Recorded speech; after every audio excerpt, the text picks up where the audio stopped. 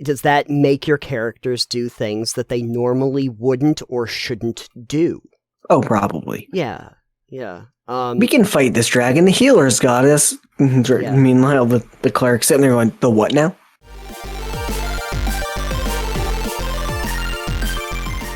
We had a little crit think I wanted to do.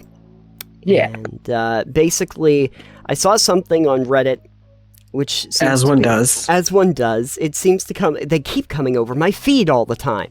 And it was an interesting question that I wanted to address. So the question is, my party doesn't have a healer. I've run a couple of one-shots before, but I'm still pretty new to being a DM. My friends and I just had a session 0 for an actual campaign.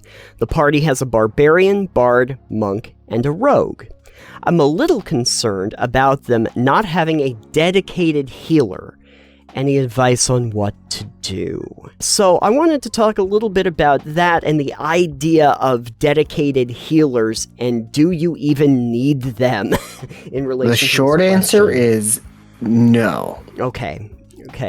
What's the long answer? The long answer is a bit longer than that. Well, that's how long answers work, Alex. So I know there was a comment to that you had shared also about how bards can heal. I think monks can heal.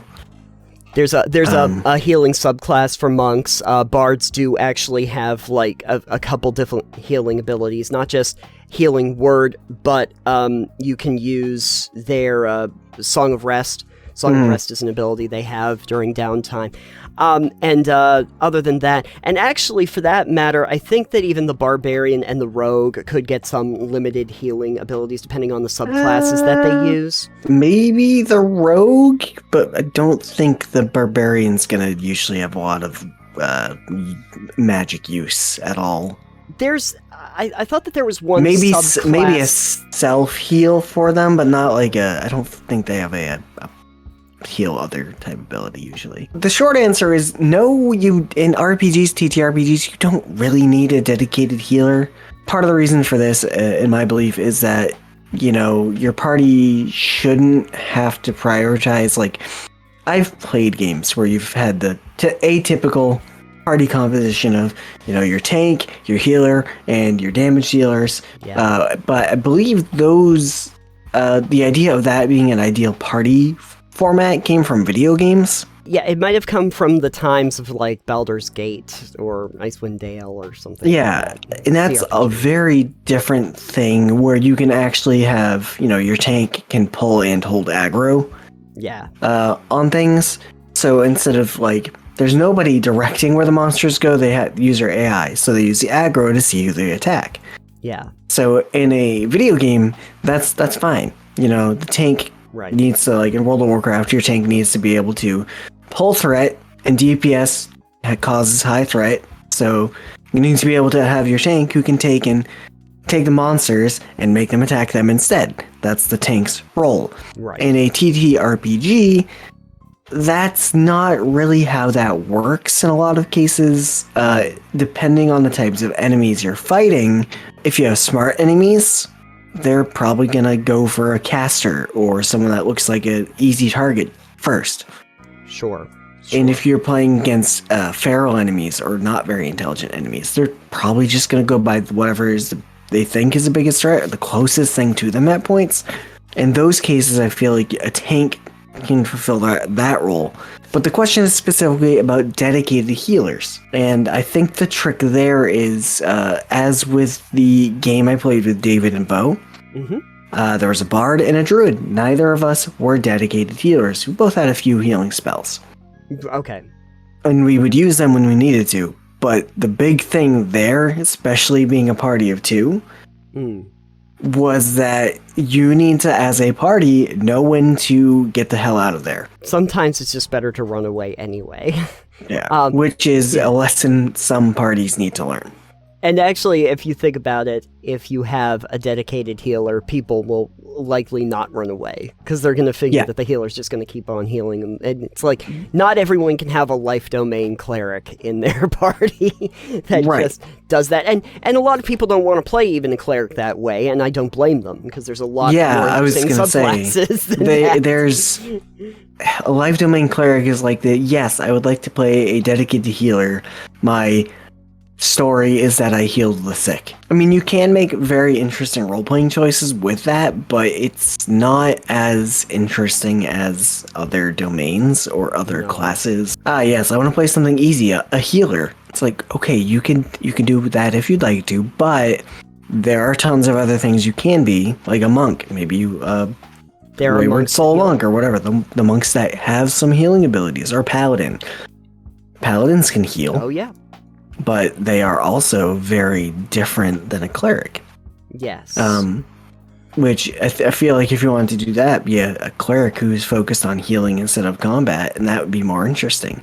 Mm-hmm. But clerics have access to a ton of different deities and domains and ways to play that. It'd be almost a shame if someone were to use a cleric as the dedicated healer in a party. If you wanted to, I think you could pretty much take any of the classes from D&D, if we're talking about D&D, and you could try and give them some kind of limited ability to be a healer of some sort, even if you're like a barbarian or a fighter, and you wanted to take a feat like you were doing like a magic initiate or something like that, and it was for cleric, and you wanted to take one first level cleric spell that was specifically a healing spell. You technically can do that.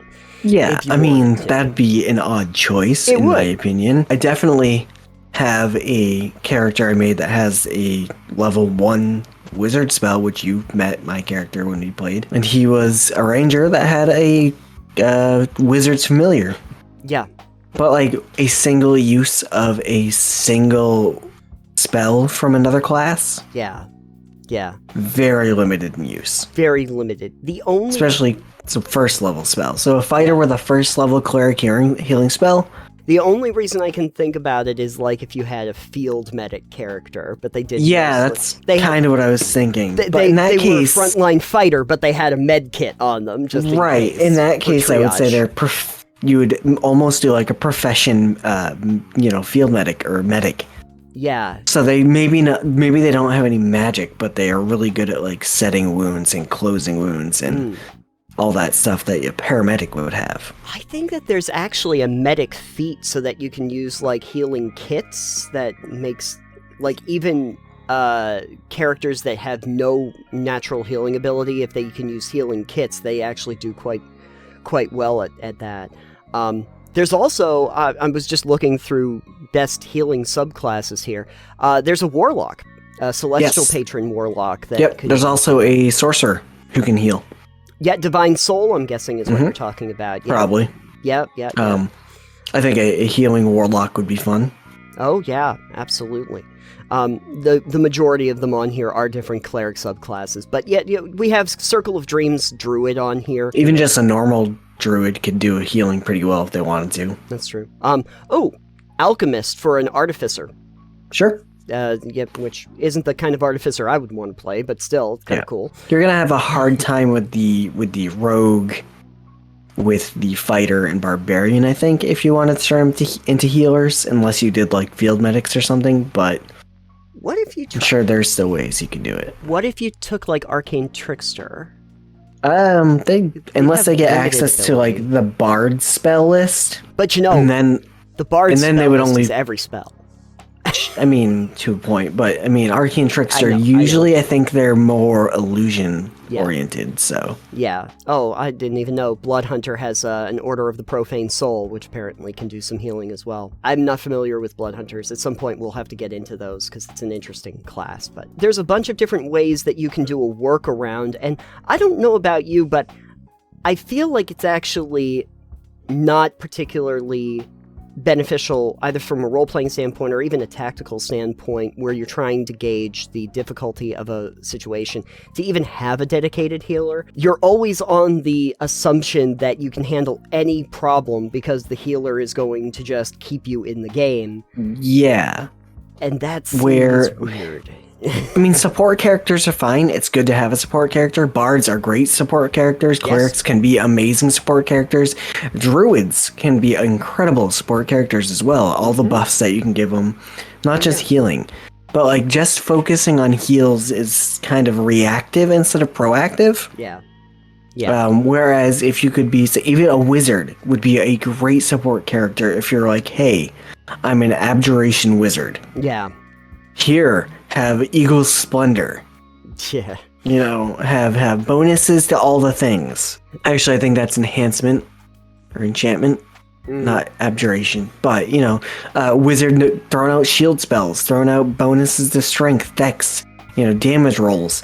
You know, having a wizard as a support character instead of your cleric, I think would be vastly more interesting than a dedicated healer. I mean, they obviously say life domain clerics are the best healing subclass, but the one that they do put on here, it's like, well, yeah, they're great for everything, is the peace domain clerics. At some point, maybe we'll go over them. They feel like one of the most broken subclasses of the entire game, but... Yeah.